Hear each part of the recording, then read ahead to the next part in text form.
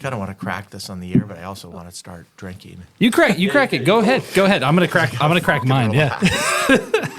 Get in the zone. Yeah. There you go. This is actually just an AutoZone ad. Yeah. Awesome. Oh, I'm gonna save mine because I want to do it at a certain time. But I'll say cheers. Oh, Liz. Cheers. All right, this is from Maine with Love, an Allagash Brewing podcast where we talk about beer, our community here in Maine, things that generally make us happy. And this is a momentous one. It's season 4, episode 1.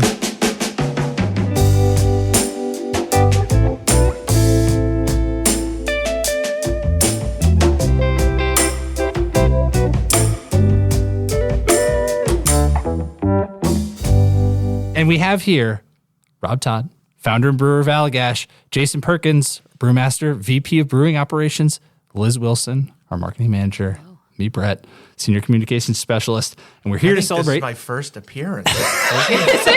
It took us 4 seasons. Is that true? Or at least I haven't put on too many of them. I was wondering when you were going to say that. Where's the love? You know, you guys say from Maine with love, but I'm not getting any. Say Jason's been Barred on Rob like from the show. I've been on like 15 or 20. Yeah, Jason's kind of the co-host at this point. But we're here to celebrate the 30th anniversary of Allagash, and that's why I saved my can crack so I could do 30th anniversary. Amazing. Whoa. Cheers. Cheers. Yeah. Cheers. All right, well, cheers one more time. Cheers. Cheers. I already opened mine because I couldn't wait, so that's why you didn't hear another pop. Good. That's good. All right, so we'll start with the secret question, as we always do, which is kind of funny because you both don't know any of the questions we're going to ask you, so they're all secret anyway. Yeah. But this is it's a fun one to start with. So start with you, Rob. What is the best wave you've ever served? Ooh, I know the answer to that. When you said secret, I was like, is he going to ask me the secret spice? Like, you don't have to ask me that question. No. Matt, Chipper, our buddy Chipper Bro, who works for Patagonia, he introduced me to a woman who is a surf instructor in Ventura, and I connected with her for a surf class to paddle a spot that was kind of difficult to get to. Point Doom. Not DOOM. Oh, I was going to say. Yeah. That's a rough first wave. Yeah, just kind of outside of LA. But she met a friend of hers there who has access to this beach, and it's an amazing point break. And I mean, I'm a terrible surfer, but I can occasionally catch a wave here and there. But there was only about 6 people in the water for this point break in LA, and it was amazing, like chest high day. Super like easy to get in wave, and we paddled out. It was just all super friendly. She knew everyone, and a wave came along, and she's like, grab this one. So I hopped in it, and I just like went. That's awesome. It was amazing. And actually halfway along the wave, I looked back, and her friend who lived there, he had caught a wave. He was body surfing. Oh, so he looked up at me, yelled. He was waving and having a good time, and I was on my board. So it was fun. All right, Jason. What's the best concert you've ever been to? Oh, wow.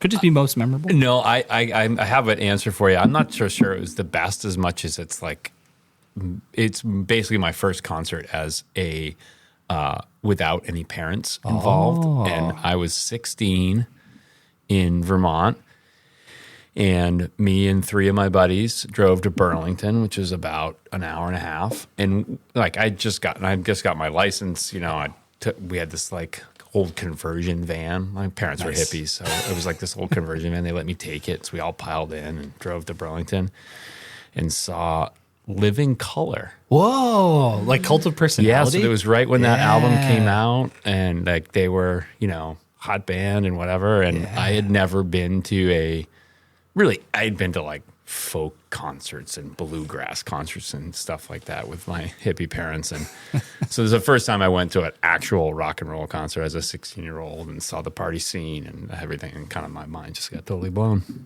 That's awesome. It's pretty awesome. That is a good one. Yeah. I got one for you. You do? Yeah, just a quick one. Wicked. What are you thinking? You like Wicked? Love it. Okay.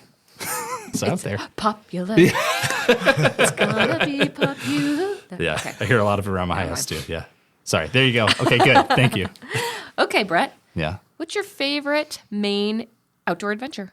Oh, I'm gonna honestly say I think it's the trails. it's the trail systems we have here around Portland. It's not like the grandest outdoor adventure, but I think the availability for everyday use of all these trails is actually one of my favorite things about being here. It's good.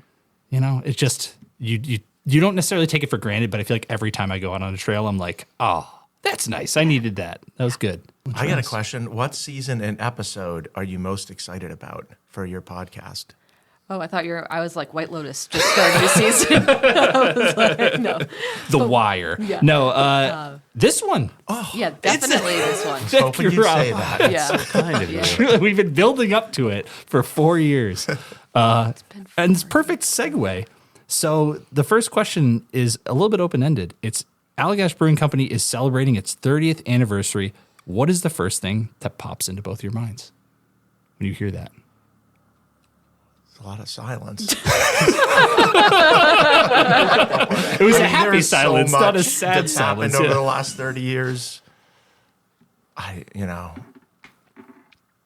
I don't know. I mean, I can't. I guess a little bit like it's one of these surreal time frames where it's like on the one hand, like when I started Allagash seems like forever ago, but on the other hand, it's like where the hell did the time go? Yeah. So I guess that's my like, where the hell did the time go? How did we get to 30 years? That's crazy. It's not been 30 years for me personally, but Yeah. Pretty been a long darn time. close. It's pretty close. Yeah, I was just digging through pictures a couple weeks ago, and looking back at some of those pictures from the 90s, you just kind of forget about that stuff until you see the picture. Yeah. Yeah. So it is kind of cool having an opportunity to go down memory lane, Totally. and think about the days. I got a ton of pictures building the brewery. They're kind of boring because there's no one in the pictures because I was the only one there. And so basically the only picture is when I dropped whatever I was doing and got a camera and took a picture of a tank or a drainage trench I had just cut in the floor or something like that. But, as we get into the 1996, 7, 8, there's people in the pictures. They're a lot more fun and interesting. Yeah. So What would Julie and Betsy say about 30 years if we asked them? We get the pleasure of seeing them a few times a year at events, and I'm sure as you think back and 30 years go from kids to adults with your families and yeah, I mean, one of the pictures I found was a picture of Betsy and I in our tasting room, if you want to call it a tasting room back then. It was kind of just a corner of the warehouse with one tap sticking out of the wall. And I'm looking at us, I'm like, wow, we look very young. That was before we had our girls. And then, I remember Betsy bringing the girls in and running Eliza when she was a couple years old up and down the hall in my office chair. And but she's been right there over the last 30 years. And obviously I wasn't around a whole lot. The first 20 probably years, it definitely was it was all consuming. yeah. Totally. I love seeing Betsy. I love that Yeah, hopefully she's coming by tonight for the I know Maples? she's got a board meeting in town for an organization she works with. But yeah, I'm doing the maple syrup thing, and hopefully Betsy will be by and Greta and Eliza. That's fun. Amazing. That's super cool. yeah, I mean, Julie, my wife Julie was very much a big part of Allagash in the early years. My eldest kid is 19, and I've been at Allagash for 26 years. So there was that time frame before we had kids and Allagash was teeny, and so like every event we did, like a brew fest or a dinner, she'd be there. She'd behind the booth pouring. I think a lot of people probably thought she worked for Allagash for a period of time there. And then of course little kids came along, and we got busy, and so she was very patient with me as the breweries was requiring me to be around and so on. But I think the other thing she'd say if she was here is like there was a period of time where she knew every single person by name and by last name and everything, and then she'd start coming to brewery gatherings and being like, who are these people? How do you have so many people here? Yeah, because there were so many years where there was only like 5 of us or 8 of us. I mean, for years and years and years. So definitely Betsy and Julie knew everyone, and were at all the holiday parties. And now there's 130 of us. Yeah. So, and we're all working different shifts and working in different parts of the country. Yeah. So, yeah. Evolution. but they're still there. Yeah. Thank heavens. But yeah, it's tough being married to a beer guy. Yeah. It's really all consuming. I mean, especially in the early years, I was coming into work at 5 or 6 in the morning and not getting home to 8 at night. And, thank heavens Betsy was the one that was there, like cooking for the kids and making sure they were off to school and just, amazing support for me for sure. Yeah. Luckily, both of them are, fans of what we make here, so that makes it a lot Yeah, easier. that's If That is helpful. If my wife wasn't as big a fan of Allagash beer, I might be in a lot more trouble. And it's something you hit on too, Rob, of like you said it before in other interviews, but like the unglamorousness of those early days of like this kind of, you look at it now, the big brewery and everything's like, I think a lot of the people they look up to what has happened, but it all came from those long years of work. And like, I think this goes kind of before that, but Allagash White took you how many tries before you felt that it was right? Well, I took I think pretty unique approach when I started. I didn't have a whole lot of experience in the beer business. I had 1 year at Otter Creek, and then I was building Allagash for 1 year. I can't sell anything that I'm not like very, very proud of and feel very, very good about. So I figured rather than try to come out of the gate with 5 or 10 different beers and not be 100% happy with them, I was just going to focus on one beer, just Allagash White, draft only, local Portland market only, just keep it simple. I did a ton of test batches with Allagash White, and then that's literally all we brewed for I don't know how many months, but months and months and months. And I still haven't even heard of a brewery that's taken that approach and kept it that simple. So we were just able to spend like so much time like diving into this one beer. We got it pretty close pretty quickly. I mean, I would say honestly, we started selling beer. Our first pint was sold on July 1st of 95. I really got it where I wanted it by November of 95. And I get asked all the time, does it taste the same as it buzzed back then? And the answer is it tastes exactly the same today as it did back then when we actually kind of nailed it. But we only nailed it maybe 10 or 15% of the time back then because, we were brewing with a bunch of dairy equipment. We had a lab. The very first batch went through a lab program, but it was, very, very like simple compared to what our lab is now, which, state of the art lab. Yeah. But when we actually got it tasting the way, when I felt like, man, we nailed this, tastes the exact same today. Yeah. And, tastes and aromas, those experiences are something you remember for your whole life. We can all taste something that automatically brings us back to an experience we had 20 years ago, 30 years ago. And so it tastes the same experience. But awesome. We nail it now. Yeah. 99.99% of the time. Yeah. Yeah, totally. It's better percentage. Yeah. Better than 10. Yeah. How did the two of you meet? I can take this one. So I was working at Gritty McDuff's in Freeport, a little bit of Portland, brewing for them.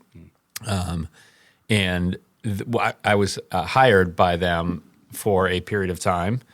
It was what they told me right from the get-go, because this is back for those listening to this who remember, like, Gritty's Halloween Ale was like this beast of a beer that like there was more beer than they made any of their beers, and so I was hired for that time frame.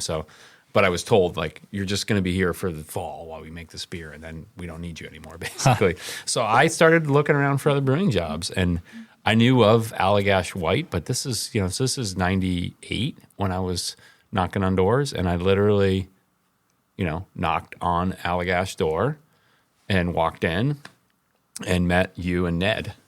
It was Rob's first full-time employee, and I had a paper resume in my hand, of course, and gave it to him. And I don't remember exactly how it went, but my memory is it was something more like, I'm looking for a brewing job. Do you need help? We might. Sure. And then like, you know, 2 days later, I was working a couple days a week. It probably wasn't quite that simple, but that's my memory of it. Yeah, you started part-time for a little while. Yeah, I started a couple days a week, January of '99, and then I think by the spring or summer I was full-time. But, you know, back then it was like, you know, brew white on Monday, filter white on Tuesday, package white on Wednesday, Thursday sweep the floor. Maybe wash a few kegs. Yeah, wash a few kegs. Yeah, that kind of thing. Yeah. Everyone did everything back then. It was all hands on deck pretty much when we did anything because there was only, you know, 4 of us at the time. Wow. How'd you know you needed some extra help? You were still digging trenches and finding dairy equipment? And I think, you know, there wasn't a whole lot of great planning back then. We would just get to the point where when we were completely overwhelmed and didn't have enough, you know, didn't have enough help to literally get things done, we would like hire someone. Yeah. And no one wanted to work back then. I mean, Jason remembers very well. I mean, we'd put want ads in the paper, and I mean, you can't believe some of the people that came in the door. You know, literally no one wanted to work there. I mean, and we had a ton of people that would, you know, show up, fill out the paperwork. Of course, the training regimen was not very thorough back then. And I mean, we had some people that would work for like 2 days and then just leave halfway through the day. Sometimes Remember not that even, guy not even the full day. the guy in the bottling line? He worked like on a Monday. We hired him like Monday morning. He worked Monday. And then Tuesday, I'm sitting in my office, which was near the front door. And at about 10:30, you know, no one came by the brewery back then. Like 10:30 in the morning, I heard the door close. I was like, huh? You know, kind of thudded close. I went out and there's a pair of boots in our, you know, air quotes, break room. And I went out to the packaging line, and I don't remember his name, Steve, but I was like, hey, you know, where is Steve? And Jason and Scott said, oh, he went to the bathroom. I'm like, I don't think he went to the bathroom. He's gone. So I went and put my boots on and went out on the bottling line. But no one wanted to work back then. I mean, the brand obviously isn't anything like what it is today. It wasn't recognizable. We were very, very small. It was tough work. Manual. I mean, the brewery was, especially, you know, during the summer, it was between 100 and 110 degrees in there. No exaggeration. 100% humidity. Squeegeeing floors, hot, wet, manual. So people were not queuing up for a job at Allagash back then. I bet your resume is pretty dusty, though. Very. Yeah, I was actually trying to find a copy of it not that long ago, like 6 or 7 months ago, like the one that I probably gave Rob. Oh, that'd been so I couldn't good. find it. It's I'm probably sure sitting in a file we might have it in somewhere. a file. That would be pretty funny. I'd probably be humorous to see what I said I'd on love that to thing see back that. then. That'd be so good. I'll see if I can track it down. And I was thinking of like people not necessarily wanting to work. It's like craft beer was such an unknown entity at that point too. So it had to just be this like working beer, like that doesn't, you know, it didn't even compute, I'm sure, for a lot of people. Well, I'll even say with like visitors, like tourists, like now today, like what we experience with, you know, tens and thousands of visitors a year and what other craft breweries experience, like that just didn't happen. Like if the door like Rob already said this when that guy left, but if the door opened at the brewery, it was like, huh? What? What's that? Like, who's here? And, you know, usually probably somebody lost, but like it was such a different scene. No one was out visiting breweries for fun back then. It just didn't happen. Totally. So in the early days, you might have already kind of even covered this, but like we've never asked this directly. In the early days, was there ever a moment where either of you thought, that's it, like I'm done? I mean, not too many times for me, but definitely I remember one time pretty well when I was like, this is officially not going to work. I mean, there was definitely times too where, you know, we got turned down for loans when we needed equipment. There was one time where a loan got pulled.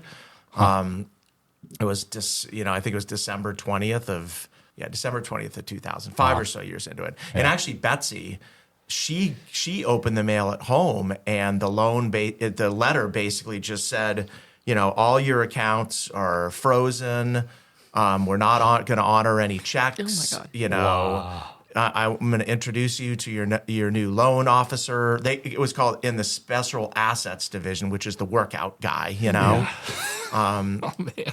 She opened the letter and called me, and she's basically like, "What the heck is this?" I'm like, "I don't know."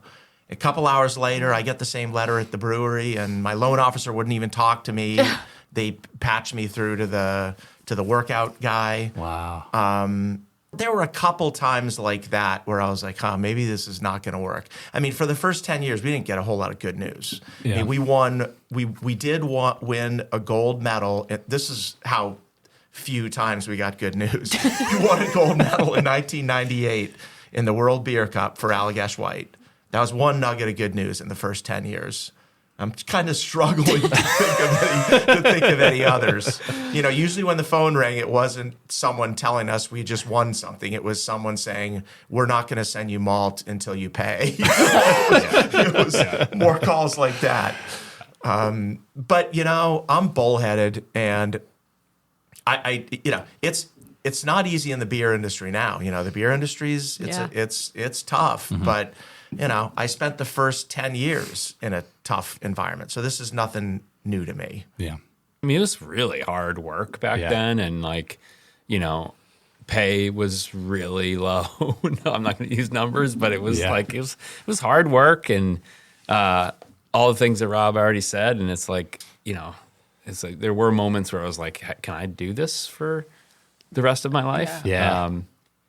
But luckily I'm also stubborn and just, you know, loved the work and loved what Allagash represented even back then, and just put my head down and kept doing it.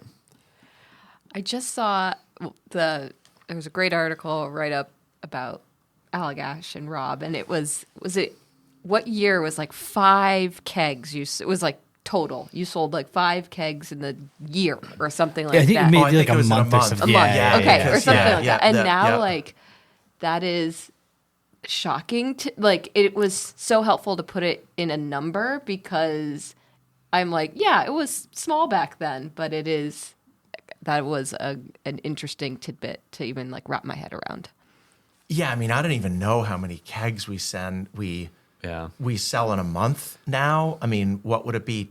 10,000, Yeah, 10 to somewhere in that 15,000 kegs a month. Wow. And I literally remember, and Jason probably remembers, I'd go into our cooler, and if there was 16 kegs stacked there for like 10 days, I would start to stress out. Yeah. Like, Right. how am I going to unload these like 16 kegs? I still can't get my arms around when I go over to our logistics center right next door over here.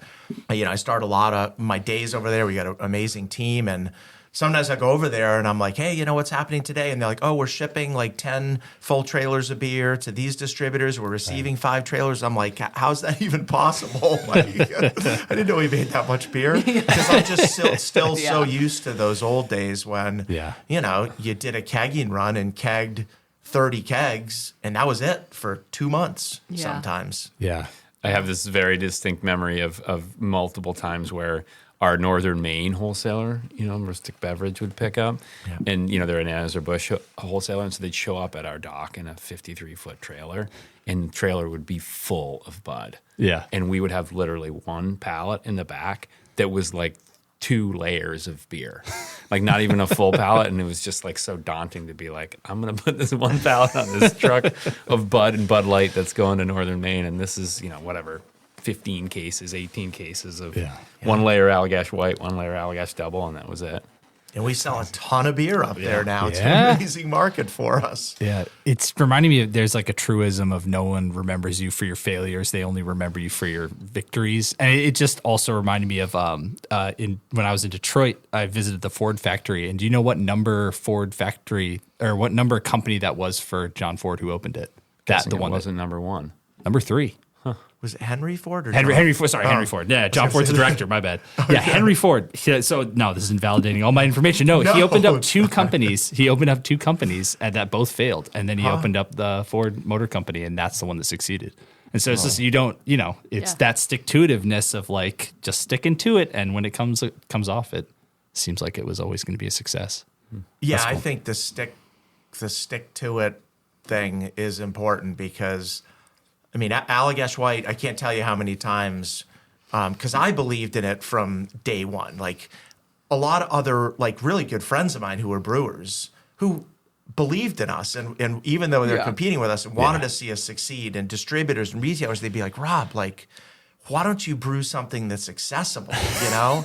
And I was like, this is the most accessible beer on the planet. Like, this is it's different, it looks different, it tastes different, has a unique aroma, but this is like as drinkable and sessionable as a beer style gets. Because like I would drink it, I'd be like, you know, I want another, just because it was so sessionable. And it was hard for me to get it. And, but we heard a lot of that for the first 10 years, but we stuck with it. And I'm really glad we did. And it's 85% of our volume now, Allagash White. And I'm still very confident that it still has a ton of potential. There's still a lot of people out there and retailers who just haven't discovered it yet.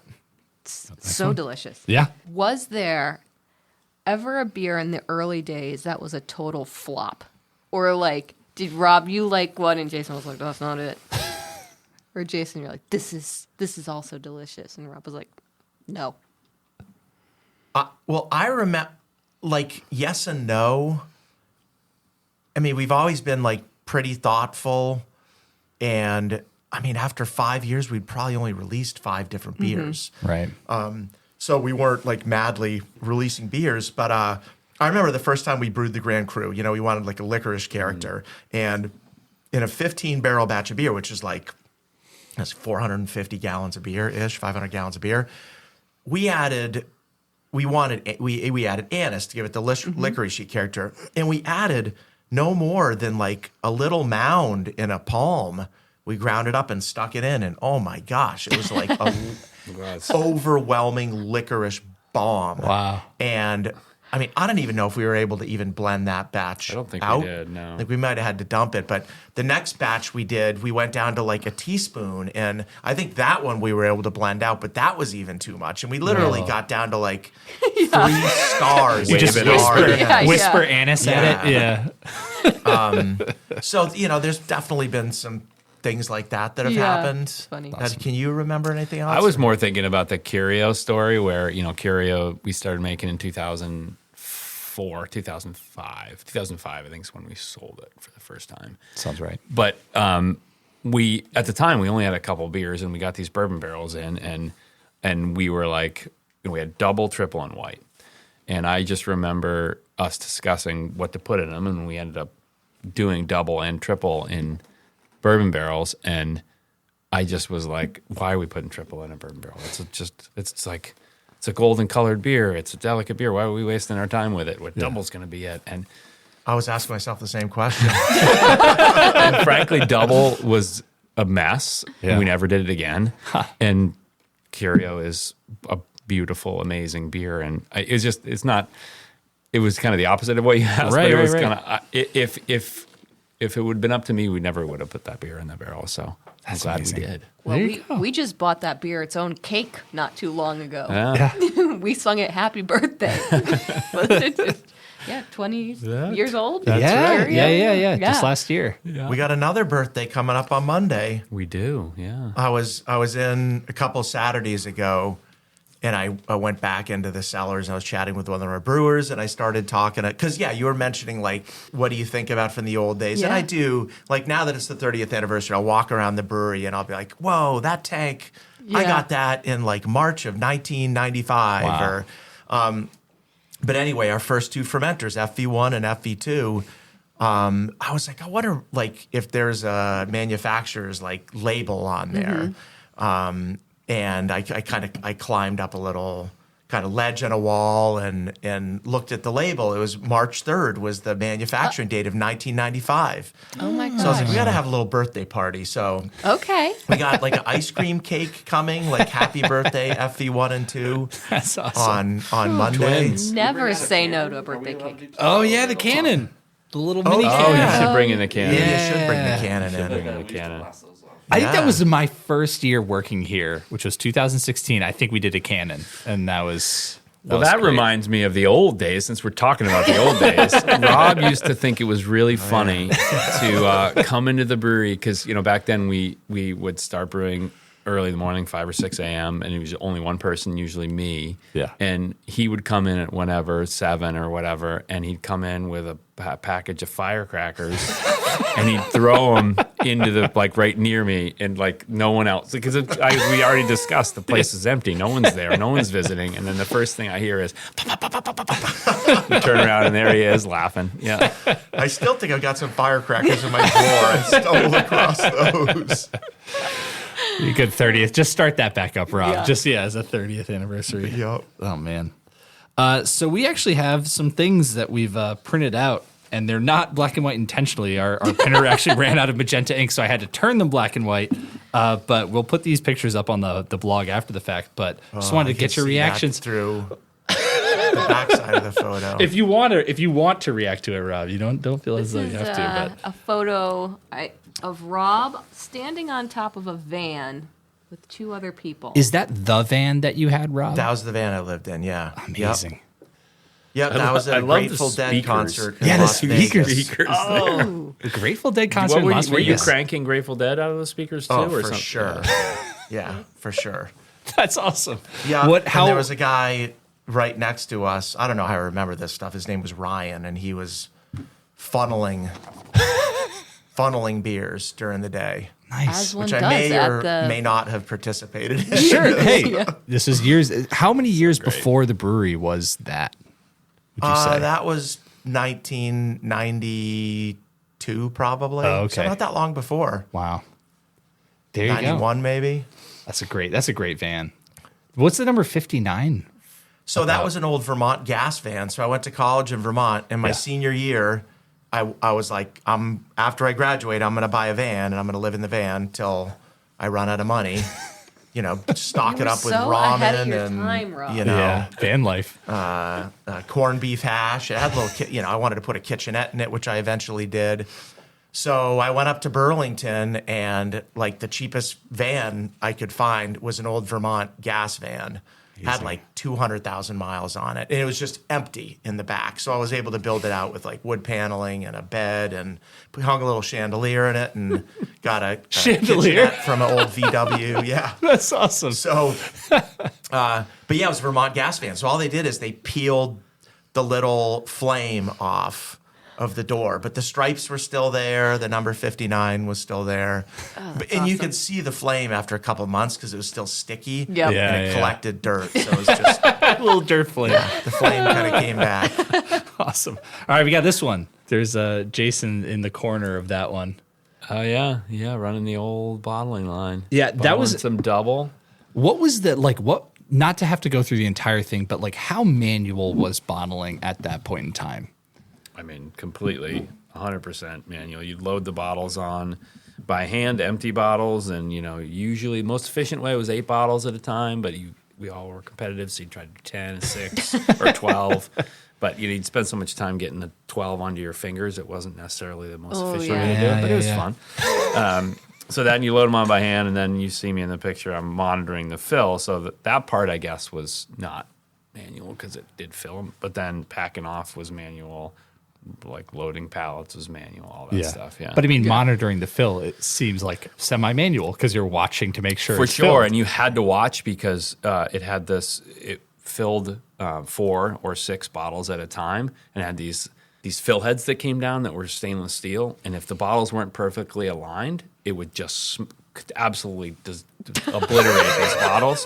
And so if you were looking away and they didn't feed correctly, it would just not safe. Yeah, that's So you had this thing where you'd see You'd it see going, it and coming if a you couldn't split stop it, second you'd just before. like turn your head and be like, just get showered with glass. Yeah.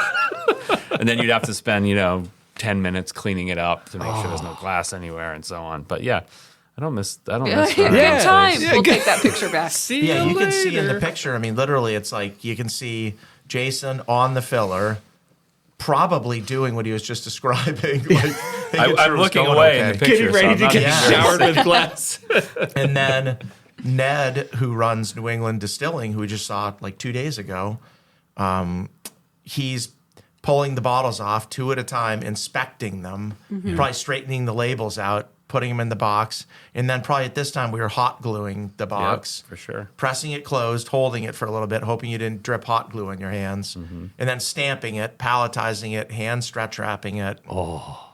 And it would take all day to do 4 pallets. Like 250 cases was all day. And not an 8-hour day. No. Yeah. Like a 12 to 16-hour day. Wow. And those were so in the color of the picture, those cases are red. Is that Allagash White? No. Oh, it's double. Okay. All right. Yeah, that's what I was double, wondering. yeah. Okay. Didn't know it changed that much. All right. Then we got this one. Little canoe. Oh, yeah. What circa is that from? So That's two people in a canoe. Where- Is that the where are you Dewey's paddling? canoe trip? That's the Dewey's canoe trip. That's the Dewey's canoe trip. Yeah, so there's this great account in town, Dewey's, and every year they did a event for, what was it? I don't remember. Kidney Foundation? Yeah, that's right. Yeah, Yeah, exactly. I think Kidney Foundation. Yeah. And we raised money. I don't recall exactly how, but we canoe down the Saco River. Actually, the guy in the front of the canoe, Mark Woodbury, good friend of mine, one of our really early, our first advertising for Woodbury and Morse. They came up with this idea. I can't take the credit. They said, because we had no budget at all. And they're like, well, why don't you strap a couple canoes to the top of cars, put a huge stuffed moose in one and a huge stuffed bear in the other, in a sandwich board with a picture of a pint of beer, and just like pay someone to drive around the old port. Yeah. And we did, and it actually was a really good campaign.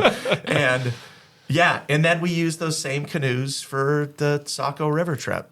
Wait, you would take them off the car and then actually float in them too? Well, this was probably a couple of years after that campaign. Oh wow! Yeah. So did you like fill in any holes or something? they were Or did very you just strap them functional down? canoes. Oh, you just strapped them down. Yeah, they were very I functional would canoes. always assume there was some sort of a drilling going on, but I can't. Although, okay. didn't one of the drivers drive it through an ATM one time? Yes.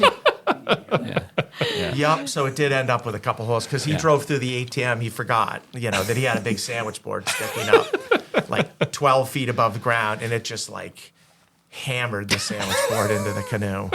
All right, we got one last one. And But it wasn't me driving the car. Yeah. No, That not is- Rob. It was it was it was not me. Definitely someone else. All right, this is a segue into the next one. And so you have a floppy disk that says Allagash Business Plan written on it, Rob. Yeah, I still got it at my desk. Sorry. I'm embarrassed to read the content of it. That's It's a business plan. we were thinking about turning Yeah. it into like a podcast, like a serialized, like discover the contents of it and what is on it. Does anyone have a device that reads floppy disks out there? Oh. Hit us up. Yeah, there you go. Hit us up. I bet we could get Yeah, one. we found a Ford Escort. That's right. We did find a Ford Escort because we're going to try to recreate that. Spoiler: we're going to try to Did you recreate find that. one? A Ford Escort Yep. wagon? Ohio. No way. Yep. Yeah. Somebody DM'd us online and said, check out this garage. Mint condition. Seriously? Wow. Yeah. To help us recreate the canoe on top of the car Wow. to drive around. If Yeah. you and So you're gonna Jason let it want to do a road trip, should go is he- road Are trip we it going to out there. borrow it from him or? everybody heard it here. Rob Flip it and approved make a couple Ford of Yeah. Escort. Turn it into Yeah. a sweepstakes. Yeah. Get the Ford Escort. That's funny. Yeah. Approved. Yeah, that picture's probably, this is the office that was up on the mezzanine. That space doesn't exist anymore. It's in our cellar space now where we have events. Oh man, a bunch of memories are coming back for this one. But that office was miserable. You can see there was the ceiling was about 7 feet. When it rained, the ceiling leaked. It was hot. There was an old air conditioner in the window that was probably 30 years old at the time. We probably still have that filing cabinet. I though, remember huh? Yeah. when we got to a point, I don't know, 2000 or 2001, maybe something like that, where Rob needed administrative help, right? Because a couple of us were brewing, and Rob was doing all of the paperwork and all that, and so posted a position, and interviews came in. People came in, and they'd come in, they'd talk to Rob, and then he'd show them the office. They'd be like, "No, I'm good." All set. A number of people turned down the job after I offered it. After they saw the office, I think. But And it's funny, I'm looking up at this bottle that's sitting on the file cabinet.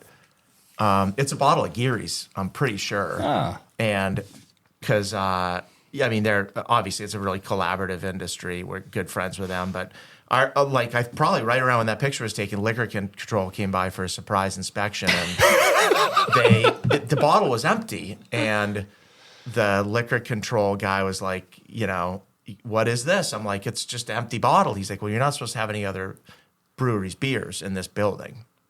And he goes, "Do you have any other beers?" And I was like, "No." And he kind of paused and he goes, "Do you want to think about that a little bit and answer again?" And I was like, Give me a couple minutes. So I went down and grabbed Ned. I'm like, I remember this actually. Ned, Yeah. I was like, dude, load all that beer. There was like 3 cases of beer that other brewers had bought in the cooler. I was like, load that in the trunk.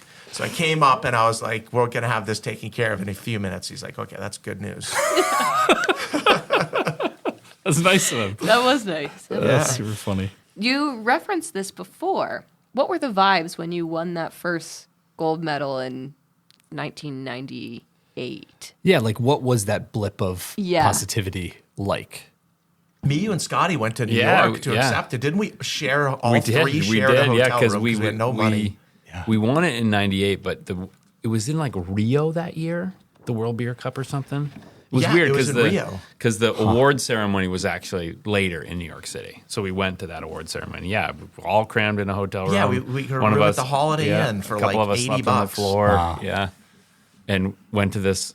It was super cool. It was cool. It was amazing. Charlie Papazian was Yep. there. Michael doing Jackson, the beer awards. writer, was Yeah. there. Yeah, Wow. very cool. That's awesome. I mean, did it give you that, was that a push to keep going then? To be like, yeah, we're doing something right here. For sure. It was nice to get some acknowledgement, like maybe 90% of the people that were, the buyers in bars didn't have faith in it, and Yeah. not a whole lot of people were drinking it. But here, like Jason said, like Charlie Papazian and Michael Jackson and all these like beer aficionados that we had a lot of respect for. Yeah. Were there awarding us the medal. And so it absolutely gives us encouragement because there wasn't a whole lot of other good news coming down the pike back then. Yeah. So it kind of in that vein, I guess. So like being an established brewery at this point, we've helped other breweries who have started up near us. But who helped you guys out in those early days? Was there that help for you? Yeah, I mean, well, it's funny because one of the reasons that I wanted to brew a beer that was as different as the white and brew beers in the Belgian styles is not only because it was unique and no one else was doing it, but I kind of like embraced the challenge of if there's a problem we have or something we can't figure out, there's like no one to ask. Like we got to figure it out ourselves. Yeah. There's something I liked about that challenge. But that being said, for sure, we got a ton of support. I mean, like I just mentioned Geary's right around the corner when Dave Geary was getting rid of his old World Tandem labeler. These labelers are like made in the 50s, and we were running one of them. He called me. He's like, "Hey, do you want parts from that tandem labeler?" I'm like, "Sure." So I went over there, and he gave, I think, me, Scotty, and Jason a 6-pack of Hampshire Special, and we brought a couple wrenches, and we stripped parts off that labeler. Wow. So yeah, we absolutely got help, and then a lot of the, as we got to know some of the bigger brewers in the industry, like Sierra and, Ken at Sierra and Kim Jordan at New Belgium and John Mallet at Bell's, and Yeah, for sure. and it's one of the reasons we do it anyway, but it's one of the reasons we really do what we can to help our fellow brewers really anywhere in the country if they call with any issue. But it's, especially locally, if a brewer has an issue with the beer they've packaged, they know that we've got a lab and we'll run analysis on it. The only charge, hey, maybe bring us a couple 6-packs. But we can run an analysis in our lab, which they would otherwise have to send their beer overnight to a lab, wait a couple days for a result. We've got a state-of-the-art lab. There probably aren't many labs like this in all of New England.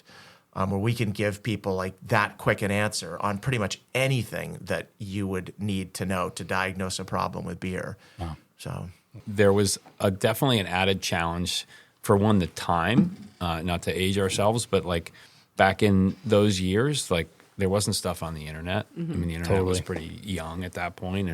And then also the beers we're making, making Belgian style beers, making we're bottle conditioned from basically the beginning. There's not like there was a textbook we could open up and see how to do that, Right. and so on. So there was a lot of figuring stuff out our own way. But I also reiterate that Rob's right. Like the beauty of this industry was being able to pick up the phone. And I found the biggest help when we were really starting to hit a growth trajectory and like figuring out what equipment to source and how to handle stuff and so on. And those are where those phone calls to, the Bells, the Sierras, the New Belgiums, even the Dogfishes that had gone through that growth ahead of us and had experienced what that was like were just priceless, being able to bounce ideas off them and hear the failures and successes they had. That's awesome. Yeah. I think one of the things I was, and I feel like many people would say this, was drawn to here is just the tenure of the staff at Allagash. I'm sure a lot of our staff tune into our podcast. Probably. But what has the staff meant to over the years? I think, you've got some really long tenures. You've got your Gregs and your Olis and Winch and Jessica and some people who have been with you for close to decades. For sure. What has the staff meant to you over these? I mean, number 30 one, I'm years. just incredibly thankful. And, I always say there really isn't anyone here that just like shows up, punches in, does the minimum and leaves. Like everyone. No, just, Steve would leaving his boots at the door. No one takes his boots off to go to the bathroom. But I mean, everyone just brings a ton of passion to anything they do. I don't spend a lot of time in my office. I spend a lot of time out, like walking the floor and getting around and talking to people. And, anytime I'm like walking up to someone and like, hey, what do you got going on? Whether it's, on the packaging line or in the lab or in our tasting room or, in the office where the brewers do work, over in our fabrication center where our mechanical crew works, over in the logistics area. Like everyone's just like genuinely excited about what they're doing. And I'm excited about it too. So it's been always just very, very energizing for me. And, I'm thankful for all the passion everyone here has. And I mean, they're the ones that have made it happen. Like I couldn't have done it, So it really is. It's that team that's made it happen and built what we've built. Yeah, I'll just add, like, what does the staff mean? And the answer is kind of like it's the most important thing, honestly. Like it's what keeps me coming to work every day is the people I get to work with. And Rob mentioned the passion that they have, but there's also this kind of cool mix of like very dedicated, very passionate, very strong. Willed people who also don't take themselves all that seriously. So there's a humility that surrounds the brewery that is really just comfortable. I think honestly that starts with Rob, but I think it permeates its way through the whole company where, sometimes people can sometimes be confused in seeing people having a good time and making jokes that they're not taking their job seriously. Yeah. But it's this really wonderful combo of both. And it just keeps me psyched to keep coming to work and keeps me like motivated on bad days when seeing what other people are doing. It's kind of everything, to be honest. Yeah, I think that what you said too, Rob, is actually a really big thing of just you couldn't do it yourself. Like recognizing when someone else might be able to do something better than you could is like such a key for me. I feel like here because you have people where they're energized because they are the ones in charge of that thing. It's not like they're being micromanaged. It's like they're doing it, and that gives you such ownership over what you're doing, and like leads to such better outcomes that I've seen. So it's just that's a cool part that I always appreciated. Technically, I was air quote brewmaster for the first 10 or 12 years, but I mean, I got to the point probably around like 2007 or something like that, where A, I just had a lot on my plate, and B, I was starting to realize that Jason had a lot more competence than I do in potential just running that side of the business. I handed it off to Jason, and I'm glad I did. Yeah. Because he is a lot more competent than I am with that facet of the business. And the brewing quality and consistency did nothing but improve after I handed the reins over to him. Yeah. Totally. Describe your ideal time to enjoy an Allagash White. I mean, like honestly, unless for some reason I can't get my hands on it, I drink an Allagash White every day. And every time I drink it, it's a slightly different experience because I'm in a different setting. You know, sometimes I'm maybe, you know, outside, like in that picture, in a canoe with a friend, or sometimes I'm out to dinner with some friends, Right. like, and I'm eating one entree, during one experience drinking a white, and a different entree in a different restaurant drinking a white, and you know, every time it's a completely different experience. And you know, one of the things I love about this beer, and it's something we strive for with all of our beers, and that's complexity and balance. So you don't have one flavor that overwhelms this beer. So every time, what we're looking for, and what I really do feel like we accomplish it, every time we drink this, you're picking up something different, you know, depending on the setting, depending on what you're eating with it, enjoying with it. A different flavor or aroma combination, it expresses itself. Totally. So, I mean, I look forward to drinking it tomorrow and Saturday and Sunday. And who knows what the future will bring? Who knows? Yeah. But I love it. Like, honestly, I love it probably more like with each passing year than I loved it back in 1995. That's awesome. Still my favorite thing to drink. Yeah. Yeah, I mean, I also drink a fair bit of Allagash White and drink it very, very regularly. And I will admit that I'm guilty of, on occasion, from time to time, just like taking it for granted. It's just like, oh, I'm drinking. Totally. That's white. I've had white all the time. But there are still, after all these years, many moments, whether it's, you know, right before, drinking a warm-up beer before sensory panel, or having a beer after work, or maybe I've been gone for a while and I come back and have one and I haven't had one, where it's like, it's almost like I'm having it for the first time again. And I'm like, holy shit, this beer is so good. And like, for me to be able to still say that regularly after all these years is just pretty awesome. Yeah. So that's not a specific time per se, but it's like that experience that continues to come again and again, where I just, take a sip and I'm like, damn. Yeah. There's sort of no wrong answers with Allagash White. And I think when you ask fans of the beer, like what their favorite scenario to drink Allagash White is, they're all so different and none of them are wrong. You know, I love to have it in the summer. I love to have it in the winter. Yeah. I love to have it with seafood. I love to have it with this. And so, it's just, accessible.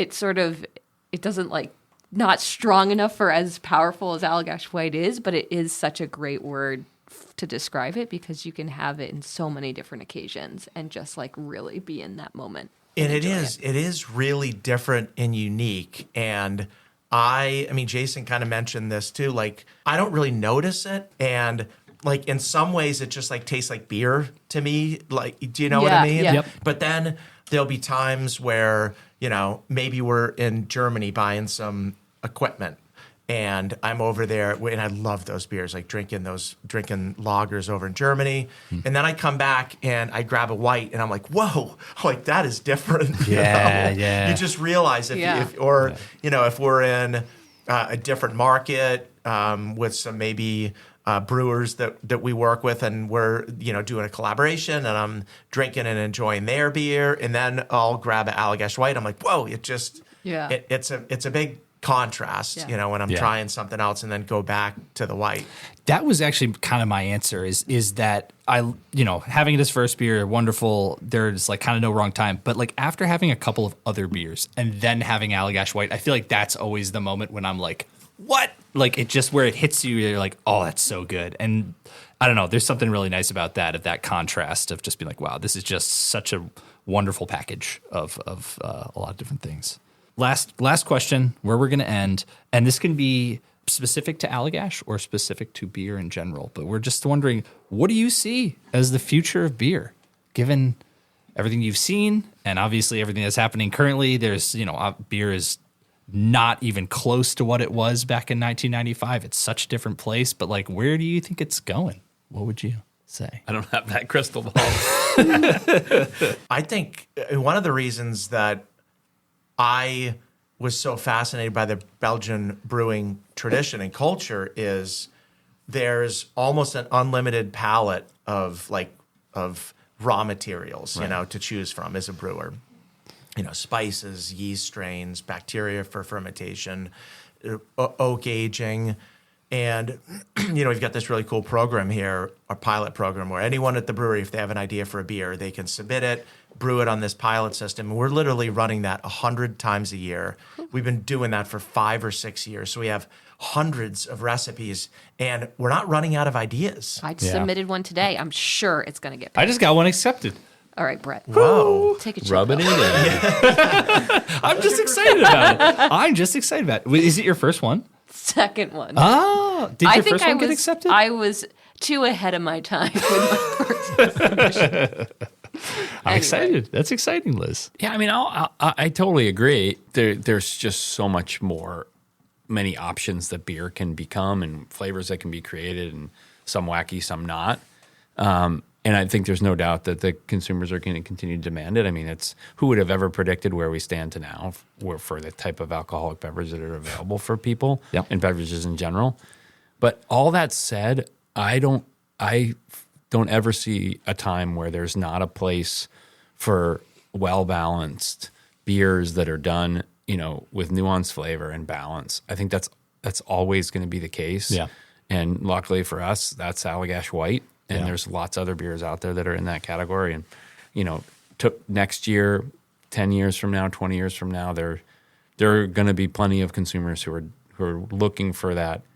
That we often talk about, like, beers like Allagash White is like, if you want to fuss over it as a beer geek and you want to talk about it and all that, you're welcome to. Yeah. But you also can just drink it and appreciate the nuance and the drinkability of it. And I think, years from now, we're still going to be wanting to drink beers like this. You're here. Yeah. I agree. Cheers to that. Perfect place to set us down. Yeah. So we are celebrating our 30th anniversary. Yeah. And we are going to have a fun, I'll call it a beer release, but it's not really a beer release. We have a retro can design for Allagash White, and that's going to be March 22nd. And we hope you'll join us here at the brewery. Yeah, only at the brewery. That is where you'll be able to buy it. So it's gonna be brewery specific. We've got one here in front of us. We'll put it in the blog that this podcast attached to, so you can see the design. But it's a super cool one. It's like another story of someone knocking on the door. Tell the story. Tell the story, Rob. Yeah, there you go, Rob. The story. So this is a logo prior to the first Allagash White logo. I don't remember that it's based on. I do. Yeah, can I see that? Yeah, sure. Yeah, so it's basically, it's not identical to it, but it's really, really, really close. Yeah. Yeah, when I started, we didn't even have a logo. This just shows you how much business savvy I have, which is none, apparently. Because when I started, I was just like, who needs a logo? I'll just sell the beer. And honestly, it was just going to be draft only anyway, so I didn't have to worry about a logo for cans and bottles. I did need one for the tap handle, but wasn't thinking about it at the time. And this is probably, I would say, March of 95, so 4 or so months before I started shipping beer. And a guy came in the door, one of the few times someone used to come in the door, and I was like, can I help you? He's like, yeah, I heard you were opening up a brewery. I'm selling T-shirts. I'm like, dude, I can't afford, like, T-shirts. Like, I had no budget for anything promotional like that. And I said, not only that, I don't have anything to put on the T-shirt because I don't have a logo. Yeah. And he said, well, what if I, like, do a logo for you for free and, in trade, you can buy 144 of my T-shirts. And I was like, how much are the shirts? He's like, $450 each.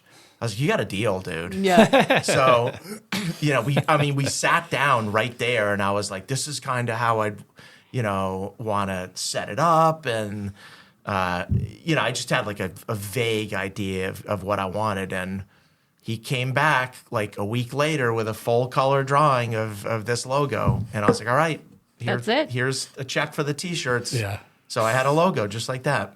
It actually is pretty cool. Yeah. It's super cool. It looks like an Allman Brothers album yeah. cover, A little Allman Brothers-y for sure. Yep. But every time we've showed Yeah. it to staff, like we've kind of brought it up here and there, and every time everyone's like, "Oh, that's so sick! We got to do it like throwback shirt or throwback." So we're really excited to be like actually producing this throwback can. It'll be really fun. People are going to be I'm excited. pumped. I'm pumped to have Yeah. a beer out of these cans. Yeah. Yes. there you Yeah. go. So join us at the brewery March 22nd, Saturday. I'll be there. Rob's going to be Rob's gonna be there. there. A little toast. And I heard maybe even signing a couple cans. Happy to sign cans. And there might actually be coffee and donuts. Coffee because and I know donuts. That's a big thing for folks. That's a throwback to what we used to do for beer releases. Yeah. We had free coffee and donuts for special beer releases. What Awesome. else do you need? Coffee, donuts, and beer. Yeah. It's perfect. Perfect. Thank you for joining us. Yeah. Rob, Thanks, Rob and Jason. You crushed it. We might invite you back. Uh-oh. Oh, thank Maybe. you. I was worried. I've been stressed about this all week. In another 4 years. Yeah, right, yeah.